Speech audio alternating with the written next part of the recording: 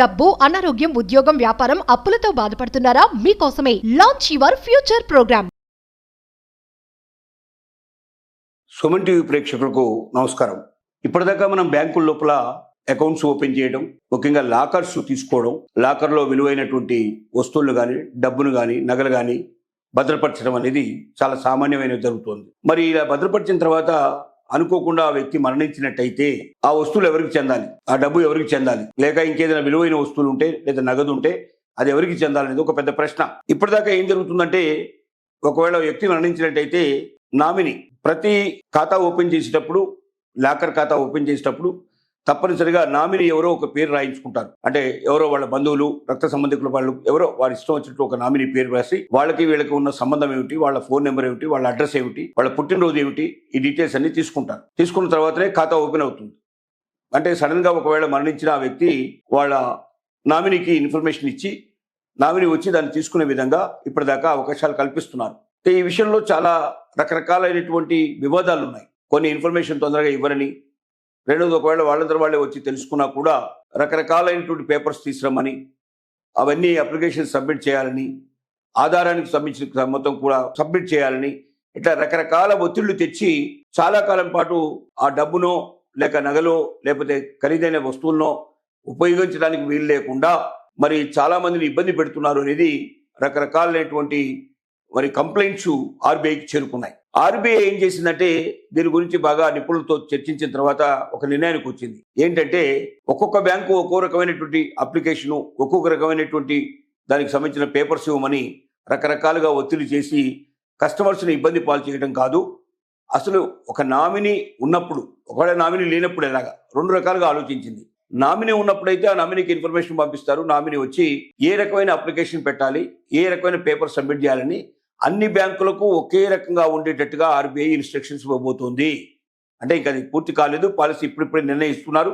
త్వరలో దీనికి ఒక కమిటీ వేసి ప్రజలకు కూడా అభ్యర్థన తెలిసి ప్రజల నుంచి ఇంకేమైనా వచ్చినట్టయితే వాటిని కూడా కలుపుకొని చేర్చి దీంట్లోపల ఆ రకంగా ముందుకెళ్ళడానికి ఆర్బీఐ ఆలోచిస్తోంది. రెండోది ఏంటంటే, ఒకవేళ మరి ఎవరు నామినీ లేరనుకోండి, నామినీ ఎవరు లేరు అక్కడ, లేదా ఇచ్చిన నామినీ కూడా ఒకవేళ చనిపోయి ఉన్నా లేకపోతే ఇంకో రకంగా జరిగినా కూడా, అలాంటప్పుడు ఏమిటి అంటే, ఎవరైతే వారసులు ఉంటారో, ఆ చనిపోయిన వ్యక్తి యొక్క వారసులు ఎవరు ఉంటారో వాళ్ళందరికీ ఇన్ఫర్మేషన్ ఇచ్చి వాళ్ళ వారసులకు సంబంధించినటువంటి ఆథరైజ్డ్గా మరి లీగల్ ఎయిడ్ సర్టిఫికేట్ తీసుకొని వచ్చి అందులో ఉండే వారసులందరూ కూడా అటెండ్ అయ్యి వారికి సంతకాలు పెట్టి తద్వారా వారసులందరికీ అది ఈక్వల్గా చేరేటట్టుగా చేసేటువంటి సాంప్రదాయాన్ని కూడా తీసుకొచ్చే ప్రయత్నంలో ఉన్నారు. అంటే ఎవరైతే నామినీ ఉంటారో నామినీకే ఇన్ఫర్మేషన్ ఇస్తారు. నామినీ కాకపోతే, ఇక నామినీ రాకపోతే, నామినీకి సంబంధించిన వాళ్ళు ఎవరు కూడా రాకపోయినట్టయితే అప్పుడు వీళ్ళు ఎవరైతే వారసులు ఉంటారో అతని వారసులకు కానీ ఆవిడ వారసులకు కానీ ఇన్ఫర్మేషన్ పంపించేటువంటి ఏర్పాటు చేస్తారు. ఏది ఏమైనప్పటికీ ఈ విషయంలో బ్యాంకులు విపరీతమైన జాప్యం చేస్తున్నాయని, కొన్నిసార్లు సంవత్సరాల తరబడి కూడా తిరుగుతున్నా కూడా మాకు ఆ వస్తువులు కానీ లేకపోతే దాంట్లో ఉండేటువంటి విలువైన సామాన్లు కానీ మాకు ఇవ్వడం లేదు, మమ్మల్ని ఇబ్బంది పెడుతున్నారు, బ్యాంకులు మమ్మల్ని చాలా కష్టపడుతున్నారు, సంవత్సరాల తరబడి తిరగాల్సిన అవసరం వస్తుందని కూడా కొంతమంది కస్టమర్స్ కంప్లైంట్ చేస్తున్నారు.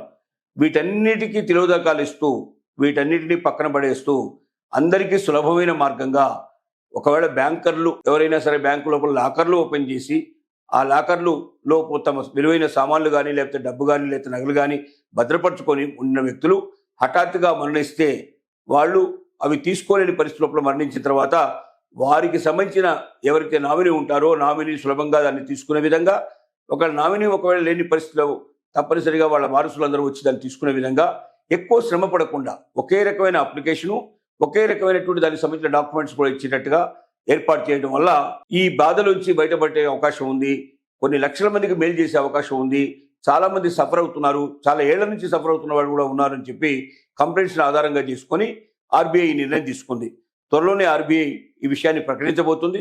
ఎవరైతే వాళ్ళ దగ్గర ఇప్పటిదాకా మరి బంగారాన్నో లేకపోతే ఇంకోటో లాకర్లో దాచిపెట్టుకున్న వాళ్ళు హఠాత్తుగా చనిపోయి ఉంటే కొన్ని వేల ఖాతాలు, లక్షల ఖాతాలు ఇప్పటిదాకా మొత్తం అందరికీ దానిలో నామినీస్ కానీ లేకపోతే వాళ్ళ వారసులకు కానీ అది చెందకుండా ఇంకా వాళ్ళని తిప్పుతున్నటువంటి కేసులు ఉన్నాయో, ఒక బ్యాంకులో కాదు అన్ని బ్యాంకుల్లో, చివరి కోఆపరేటివ్ బ్యాంక్స్ కూడా దీంట్లో కలుపుకుంటే కొన్ని వందల బ్యాంకుల లోపల ఈ రకంగా ఆగిపోయినాయి ఉన్నాయి, కొన్ని వేల బ్రాంచుల్లో ఇట్లా ఆగిపోయినాయి ఉన్నాయి, కొన్ని లక్షల ఖాతాలు ఇట్లా ఉన్నాయి పరిస్థితి అని చెప్పి తెలుస్తోంది.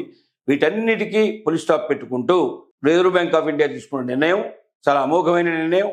ఈ నిర్ణయం వల్ల వేల మందికి, లక్షల మందికి మేలు జరిగే అవకాశం ఉంది. అది తొందరగా మనం బయటికి రావాలని కోరుకుందాం. ప్రస్తుతానికి చర్చల రూపంలో ఉంది.